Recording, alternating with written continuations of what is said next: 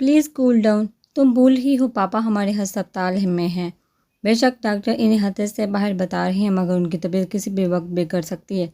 سمیان بھائی کے لیے اچانک یہ فیصلہ کرنا صرف حالات میں ٹھہراؤ پیدا کرنے کے لیے ہی نہ تھا، بلکہ زندگی کی طرف لوٹتے پاپا کی تایا جان سے پہلی خواہش ہی یہی تھی کہ تایا ابو تمہارا خیال کرے، اور سمیان بھائی سے بڑھ کر اس حالت میں کوئی بھی اہم نہیں تھا۔ سو ماما کو یہ فیصلہ کرنا پڑا۔ تم سمجھنے کی کوشش کرو پلیز۔ کیا سمجھو؟ انصاف کی ذمہ دار تایا کی فیملی ہے، ان کی بیوی اور اولاد۔ مجھے نفرت ہو رہی ہے ان لوگوں کے ظلم سے بھی۔ اپنی خواہش کی تکمیل میں وہ لوگ ہمارے نہ صرف عزت سے کہہ لیں بلکہ پاپا کی زندگی سے بھی۔ میں بھی معاف نہیں کروں گی، کبھی نہیں، غصے سے کہہ کر وہ باتھ روم میں گھس گئی تھی۔ نوشین نے متفکر انداز میں اسے دیکھا تھا۔ زرش کا انداز بڑا پریشان کن تھا۔ جارحانہ بھی بارات کے ساتھ کیسا بیگم ان کی فیملی نہ تھی، ہاں ان کا بیٹا امجد ضرور تھا۔ طاہرہ بیگم کل رات مہندی کی طرح اب بارات کے ساتھ بھی جانے پر راضی نہ تھی۔ سعید احمد نے بھی ان سے جان بوجھ کر نہیں کہا تھا، مگر عثمان و زباری نے ان سے طول بحث و تکرار کے بعد انہیں ساتھ چلنے پر آمادہ کر ہی لیا تھا۔ جہاں ان کا مان جانا کئی نفوس کے لیے سکون کا باعث بنا تھا، وہاں سعید احمد کو یہ خدشہ بھی لاحق ہو چکا تھا کہ کہیں عین وقت پر یہ عورت کوئی گڑبڑ نہ کر دے کہ وہ اس عورت کے ساتھ ایک عمر گزار چکے تھے، اب طاہرہ بیگم کے تیوروں کو دیکھنے لگے تھے۔ ان کا انکار اگر اقرار میں بدلا تھا تو پیچھے ضرور کوئی سازش ہی ہوگی۔ اسی لیے انہوں نے زباریہ بابی کو بلوا کر ہمہ وقت طاہرہ بیگم کے ساتھ رہنے کی تاکید کی تھی۔ اجلس میں انہوں نے فون پر جس سے بھی رابطہ ممکن ہو سکا تھا دوست احباب کو مدعو کیا تھا کہ رشتہ دار پہلے ہی آبا اور سعود احمد کی طرف مدعو ہی تھے۔ شادی کے سارے انتظامات پہلے ہی ہوٹل میں ہی طے تھے۔ وقار بھائی، مصطفیٰ اور دیگر لڑکوں نے مل کر ساری ذمہ داریاں سنبھالی تھی۔ پھوپھو ہسپتال میں سعود احمد کے پاس چلی گئی تھی، باقی سب لوگ شادی میں مصروف تھے۔ شام 7 بجے بارات ہوٹل پہنچی تھی۔ عفان بھائی کی بارات بھی آ چکی تھی، دونوں باراتیں ایک ساتھ ریسیو کی گئی تھی۔ سعود احمد کی طبیعت کی وجہ سے سب کام سادگی سے سر انجام دیے جا رہے تھے۔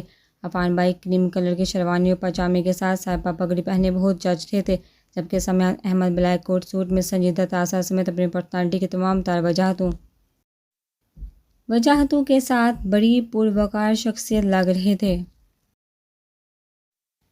عجلت اور ایمرجنسی میں بنائی گئی دلہا تھا، مگر اس کے باوجود سمیان احمد کی شخصیت کا جادو برقرار تھا۔ نکاح کھانے کے بعد دونوں دلہنوں کو ان کے پہلو میں لا بٹھایا تھا۔ خوبصورت تو وہ دونوں ہی تھی، مگر اس وقت جیسے ہر نگاہ ان دونوں بہنوں پر جم سی گئی تھی۔ بیوٹیشین کے ہاتھ کا کمال اور لباس اور زیورات کے استعمال نے دونوں کو ایک لاسانی حسن عطا کیا تھا کہ جو نگاہ بھی اٹھتی تھی جھکنا بھول گئی تھی۔ ایک پل کو تو سمیان احمد بھی سب کچھ فراموش کر کے ساکن ہوا تھا۔ اس وجود کو اپنانے کو کہاں کیا خواب نہ دیکھے تھے، مگر قسمت نے ساتھ نہ دیا تھا، اور اب قسمت اس قدر مہربان ہوئی تھی کہ دل میں محبت کی تمام تر سچائی کے باوجود احساس پشیمانی آ بیٹھا تھا۔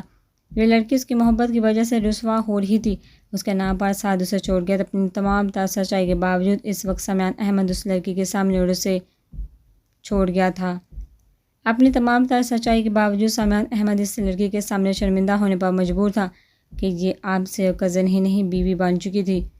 سمیان احمد کے یک تک دیکھنے پر کئی طرف سے شوق سیٹیاں گونجی تو سمیان احمد نے فوراً نگاہوں کا رخ بدل لیا تھا، بجائے دل میں شوق دھڑکنوں کے ارتعاش کے بڑا درد احساس جگا تھا کہ اس وقت زرش کن احساسات کا شکار ہوگی۔ سمیان کے اندر بڑی شدید بے چینی سی پھیلی تھی۔ گزرے ہوئے زرش کے کئی رویے یاد آئے تھے۔ وہ اس کا مجرم تھا، طاہرہ بیگم نے جو بھی سلوک کیا تھا اس میں وہ بھی شریک تھا کہ وہ طاہرہ بیگم کا بیٹا تھا اور زرش سے محبت کا دعوے دار، اور اب یہ رہی صحیح کثرت ساز جمال پوری کر گیا تھا۔ سعید احمد کا انداز اگر ایک دم جارحانہ نہ ہو جاتا اور ولی اور عثمان کو انوالو نہ کرتے تو شاید وہ ہاں نہ کرتا، مگر اب بات آن کی تھی۔ زرش اس کی وجہ سے معتوب ٹھہرائی جا رہی تھی۔ اس کے نام پر سمیان احمد کے اندر ایک جنگ سے چھڑ چکی تھی۔ تمام رسموں کے بعد رخصتی کا وقت آیا تو دونوں بہنیں ہی پھول کر رو دی تھی۔ ماما نے بڑے حوصلے کا مظاہرہ کیا تھا، دونوں کو چپ ہونے کی تلقین کر رہی تھی۔ رخصتی کے بعد دونوں بہنوں کی گاڑیاں ہسپتال کی طرف روانہ ہوئی تھی کہ سعود احمد تاکید کی تھی کہ رخصتی کے بعد وہ دونوں ملنے ہسپتال ضرور آئیں۔ سعود احمد کی طبیعت پہلے سے بہتر تو ڈاکٹر سے ملنے کی پرمیشن مل گئی تھی۔ سعود احمد سے ملتے وقت دونوں نے نہ صرف خود پھول کر رو دی بلکہ ان کے ساتھ دیکھے لوگوں کی بھی آنکھیں نم ہو گئی تھی۔ زرش باز کرو انکل کی طبیعت خراب ہو جائے گی۔ چند لمحے بعد نوشی تو سعود احمد سے جدا ہو گئے تھے مگر زرش کی گریزاری اسی طرح برقرار تھی۔ زباریہ بابی جو اس کے ساتھ ہی گاڑی میں تھے، انہوں نے کندھوں سے تھام کر زبردستی ان سے جدا کیا تھا۔ سمیان ادھر آؤ، بستر پر لیٹے لیٹے ہی انہوں نے اشارہ کیا تھا۔ سمیان احمد جو اس ساری صورتحال کو دیکھ کر پہلے ہی گمسم تھا، ایک گہرا سانس لے کر ان کے پاس بستر پر جا بیٹھا۔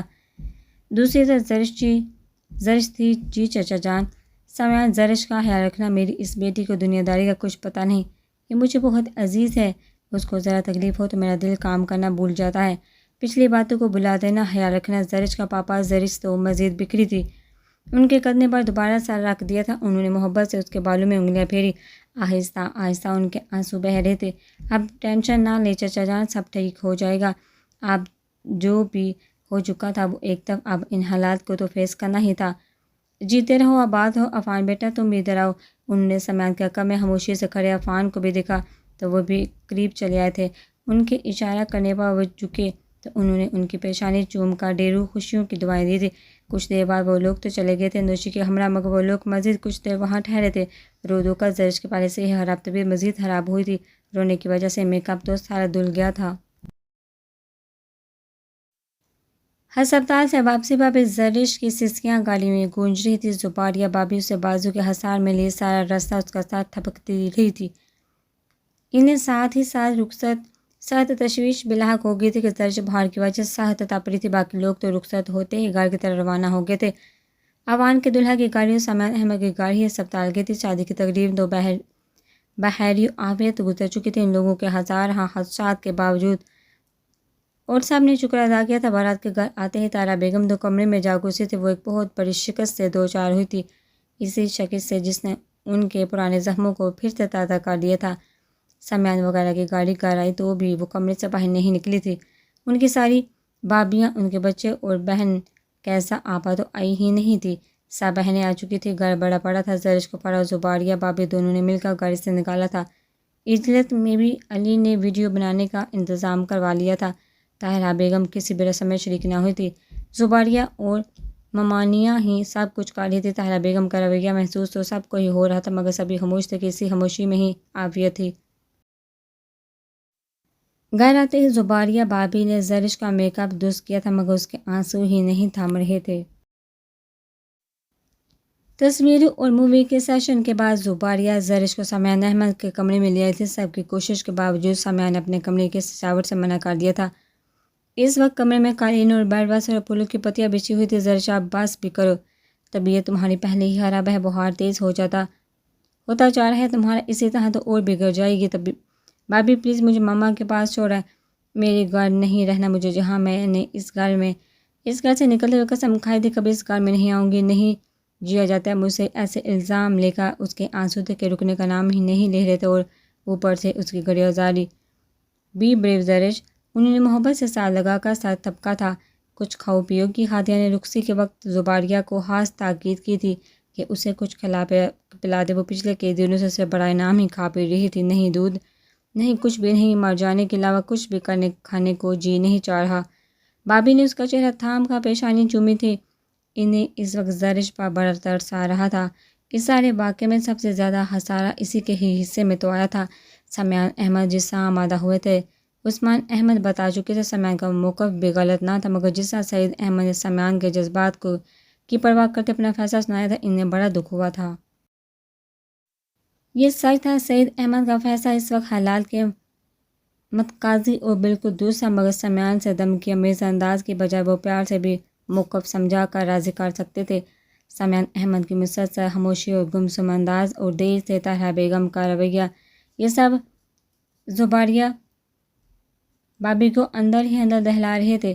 وہ کچھ دیر زرش کے پاس بیٹھ کر اسے تسلی دلاسا دیتی رہی، پھر دیگر گھر والوں کو دیکھنے کا کہہ کر کمرے سے نکل آئی تھی۔ اس وقت وہ مکمل طور پر اس گھر کی بڑی بہو کے فرائض سر انجام دینے ہی وقت سرگردہ تھی۔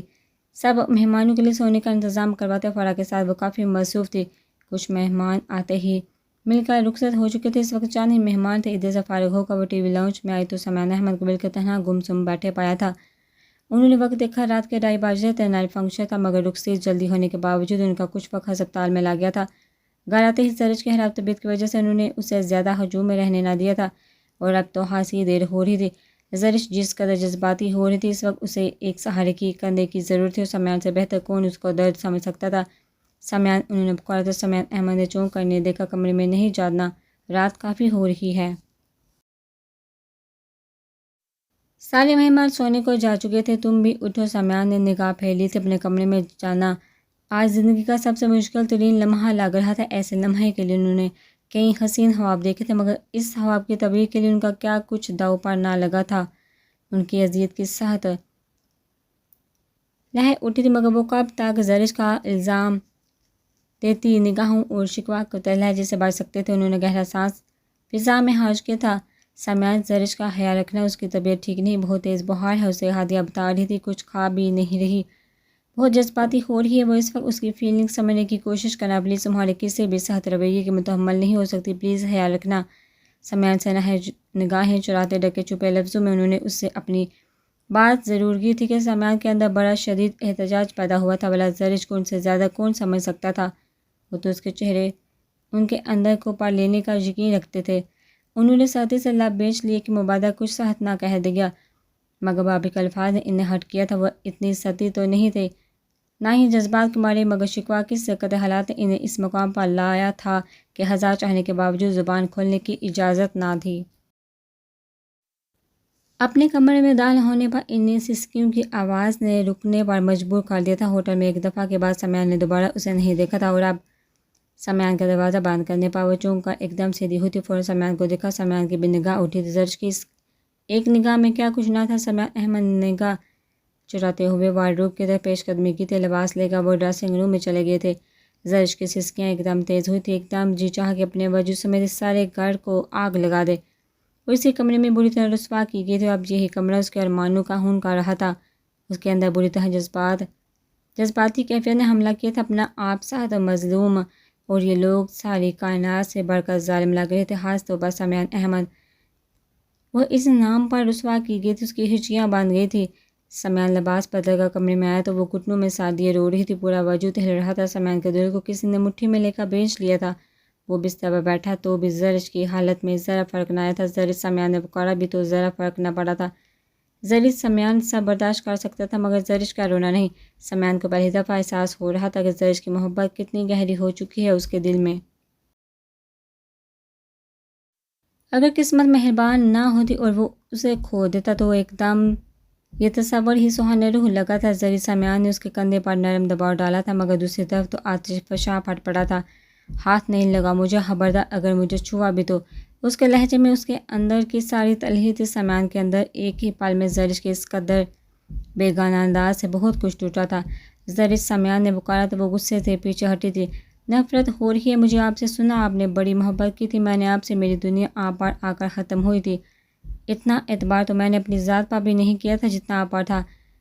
کس نے حق دیا تھا آپ کو میرا اعتبار توڑنے کا، میری ذات کو ضرور سے حقیر کرنے کا؟ بتائیے، بولیے، کس نے حق دیا تھا آپ کو یہ سارا گھٹیا کھیل کھیلنے کا؟ جتنی تم بے قصور ہو اتنا ہی میں بھی۔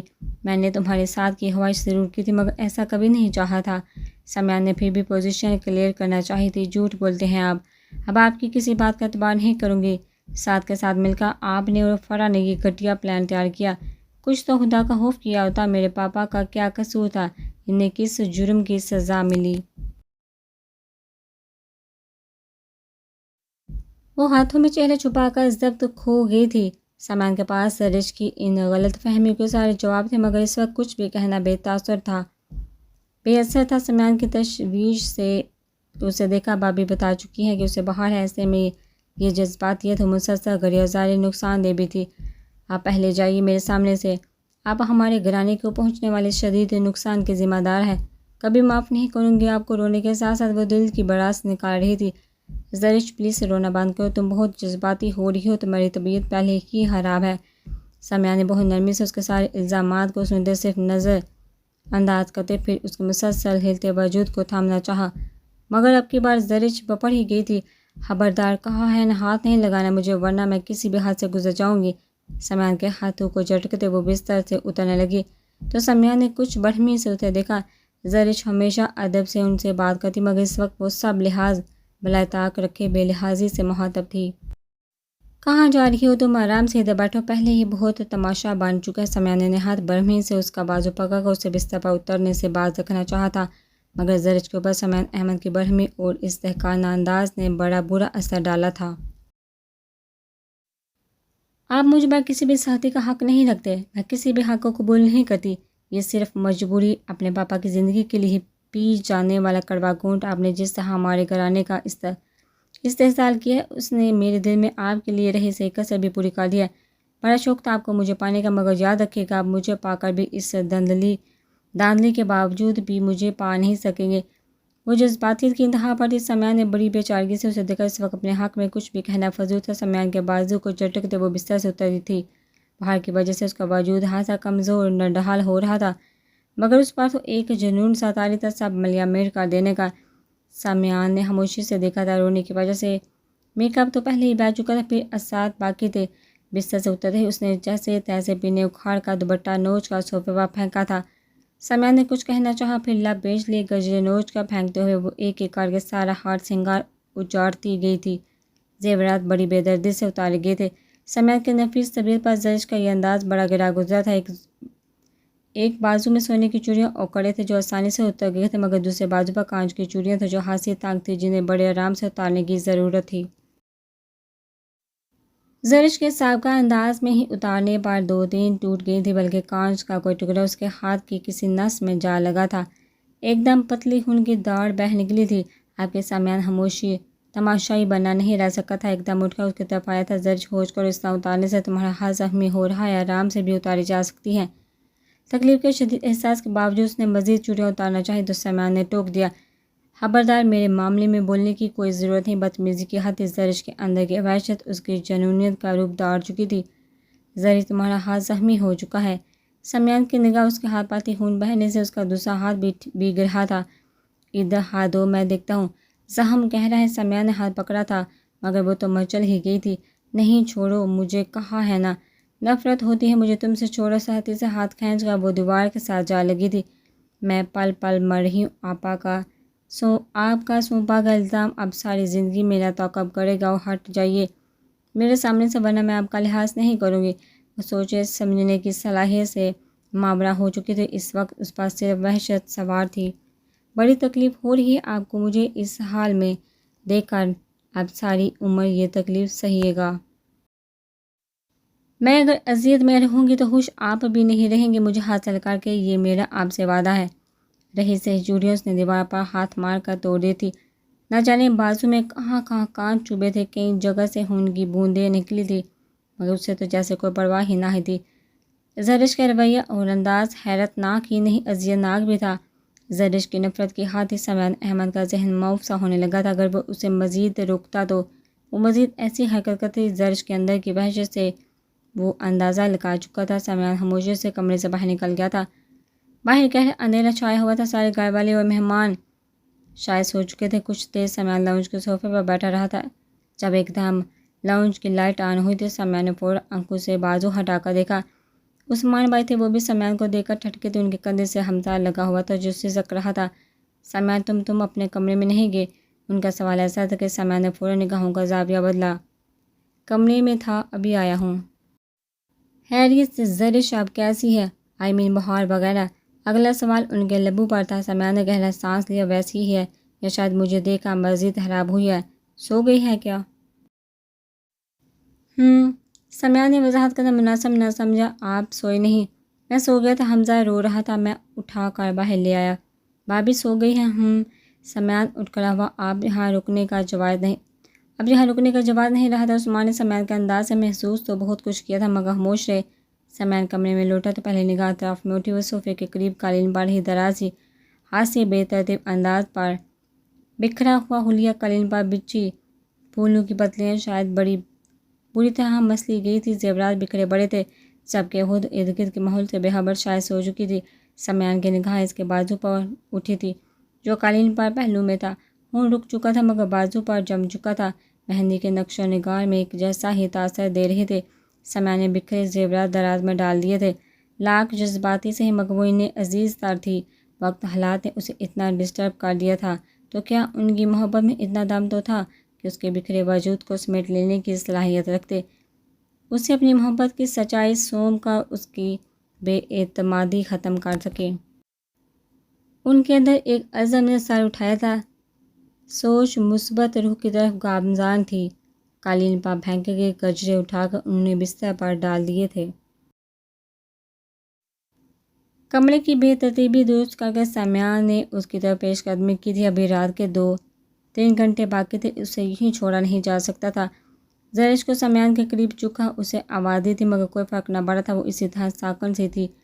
سر صوفے کی سیٹ پر تھا، سمیہ نے کندھے پر ہاتھ رکھ کر اٹھانا چاہا بھی تو اس کے باوجود بھی کوئی جنبش نہ ہوئی تھی۔ سمیہ کو تشویش سی ہونے لگی۔ زرش کا جذباتی انداز پوری آب و تاب کے ساتھ ذہن کی سطح پر چمکا تو دل کی دھڑکن ایک دم تیز ترین ہوئی تھی۔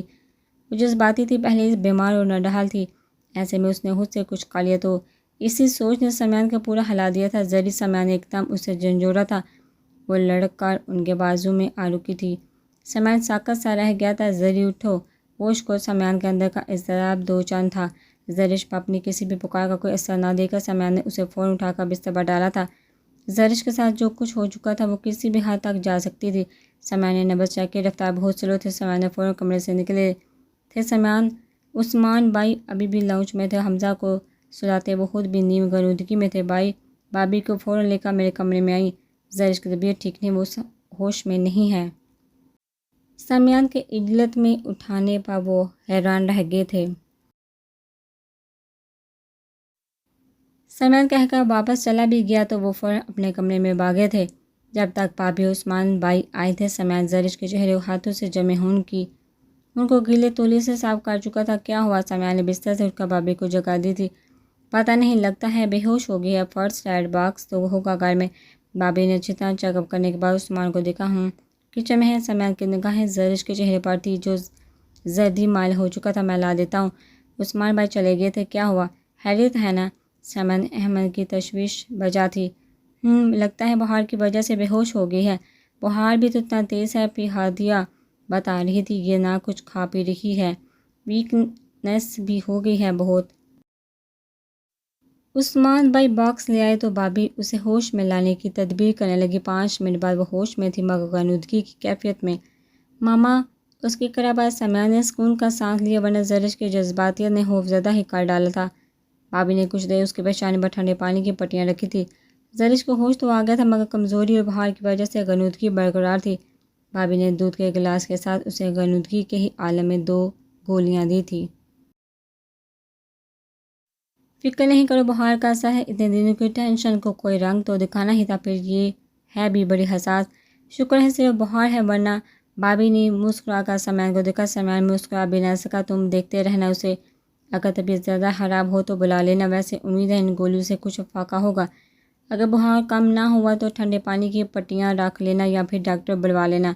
کل ساری رات جا کر گزاری تھی اور کل کا سارا دن بھی بھاگ دوڑ میں گزر گیا تھا۔ تھکن تو بھابھی کو بھی بے حد ہو رہی تھی۔ پہلے حمزہ نے نیند حرام کی تھی تو عثمان اٹھا کر بہل لے گئے تھے اور اب زرش کی وجہ سے ڈسٹرب ہو گئی تھی۔ آپ فکر نہیں کریں، میں دیکھ لوں گا۔ زرش کی طرف سے مطمئن ہو کر وہ دونوں اپنے کمرے میں چلے گئے تھے۔ سمیہ دروازہ لگا کے زرش کے قریب ہی چلے آئے تھے۔ وہ نیم غنودگی میں کبھی کبھی کرا رہی تھی، بخار کا زور کم ہی نہیں ہو رہا تھا۔ سمیہ نے اس کی پیشانی پر ہاتھ رکھا تو وہ اسی طرح جل رہی تھی۔ سمیہ نے اس کا ساتھ ہانے سے اٹھا کر اپنی جولی میں رکھ لیا تھا۔ ٹھنڈے پانی کی پٹیاں رکھتے سمیہ کے اندر اس کے لیے محبت کا ایک سمندر ٹھاٹھے مار رہا تھا۔ ماما، سمیہ احمد کرا پر اسے دیکھنے لگا۔ اس کی ذہنی کنڈیشن کا سمیہ احمد اندازہ لگا سکتا تھا۔ پاپا، اس کی کرہیں کم نہیں ہو رہی تھی۔ ذریعہ ہاتھ روک کر سمیہ نے اس کا ہاتھ تھاما تو ذرا کی ذرا اس نے پلکیں کھول کر سمیہ کو دیکھا۔ آپ؟ اس کے سوالہ بہیلے سے خشک ہونٹوں پر زبان پھیلتی۔ کیسی طبیعت ہے اب؟ پاپا ماما کہاں ہیں؟ مجھے ان کے پاس جانا ہے۔ سمیہ نے گہری سانس لے کر اس کا ہاتھ مضبوطی سے تھام لیا تھا۔ صبح چلیں گے؟ ماما کو بلائیں، مجھے بہت درد ہو رہا ہے، میرا سر پھٹ رہا ہے۔ وہ درد سے کرا رہی تھی، اسے خود بھی علم نہ تھا وہ کیا کہہ رہی ہے۔ سمیہ نے آہستگی سے اس کا سر دبانا شروع کر دیا تھا۔ نویرہ رات کو زبیدہ چچی کے ہاں ہی رک گئی تھی۔ شارق زمان کو کال کر کے اس نے اسے لینے آنے سے منع کر دیا تھا۔ نوارا کا موڈ جو آج کل تھا، شارق زمان نے اسے منع نہیں کیا تھا کہ شاید اسی طرح اس کا موڈ بہتر ہو جائے۔ شارق زمان کو اس نے صرف آنے سے منع کیا تھا، یہ نہیں بتایا تھا کہ وہ چچا کے ہاں آئی ہوئی ہے۔ اگلے دن وہ رضا کے کالج سے آنے کے بعد اماں کے ہاں چلی گئی تھی۔ بابی تو کل ہی آ گئی تھی، رضا چھوڑ گیا تھا، آج اسے چھوڑنے آیا تھا۔ کچھ دیر اس کے کہنے پر وہ رک گیا تھا۔ نبیل گھر پر ہی تھا، صرف سلام دعا کے علاوہ کوئی بات نہیں ہوئی تھی دونوں کے مابین۔ ابھی سلام دعا کے علاوہ کوئی بات نہ ہوئی تو نوارا کا دل بڑھ آیا۔ ایک شخص کی وجہ سے وہ اپنوں سے دور ہو گئی تھی۔ وہ جو یہ سوچ کر آئی تھی کہ کل شارق کو فون پہ کہہ دے گی کہ آفس سے واپسی پر اسے لیتے جائے۔ نبیل کے رویے سے اتنی دل برداشتہ ہوئی تھی کہ وہ خاموشی سے اپنا بیگ لیے اماں کو خدا حافظ کہہ کر رضا کے ہمراہ ہی گھر سے نکل آئی تھی۔ اماں نے روکا تھا کہ شام ہونے والی ہے، شارق کا انتظار کر لے، مگر وہ رکی نہیں تھی۔ وہاں نبیل اور شارق کا سامنا ہوتا تو بات بڑھتی۔ رضا نوارا کے رویے کو نوٹ کر چکا تھا، وجہ بھی سمجھ رہا تھا، مگر نوارا کے سارے راستے برقرار رہنے والی خاموشی نہ توڑ سکا تھا۔ اندر آؤ، میں اچھی سے چائے بنا کر پلاتی ہوں۔ گھر آنے پر وہ ویسے ہی جانے لگا تو نوارا نے روک لیا تھا، نہیں چلتا ہوں، کافی دیر ہو گئی ہے، آؤ اندر۔ وہ اس کے انکار کو اہمیت دیے بغیر اندر بڑھ گئی تھی۔ نتیجتاً رضا کو بائک اندر لے جانا پڑی تھی اور یہ شارق گھر پر ہے۔ اندر گاڑی کھڑی دیکھ کر نوارا ٹھہری تھی۔ نبیل کے رویے نے اسے بڑی بری طرح ہرٹ کیا تھا۔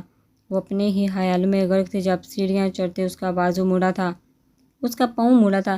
اس سے پہلے کہ منہ کے بال گرتی پیچھے سے آتے، رضا نے بھاگ کر اس کا بازو پکڑ کر اسے سہارا دیا تھا۔ دھیان سے ابھی گر جاتی تو نوارا کا دل دھک دھک کر رہا تھا، پاؤں مڑ گیا تھا۔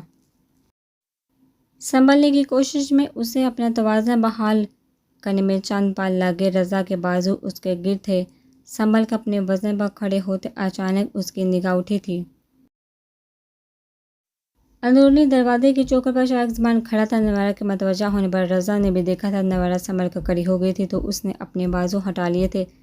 شارق کے تاثرات بڑے عجیب سے تھے۔ نوارا تو نہ سمجھی تھی، البتہ رضا ٹھٹک گیا تھا۔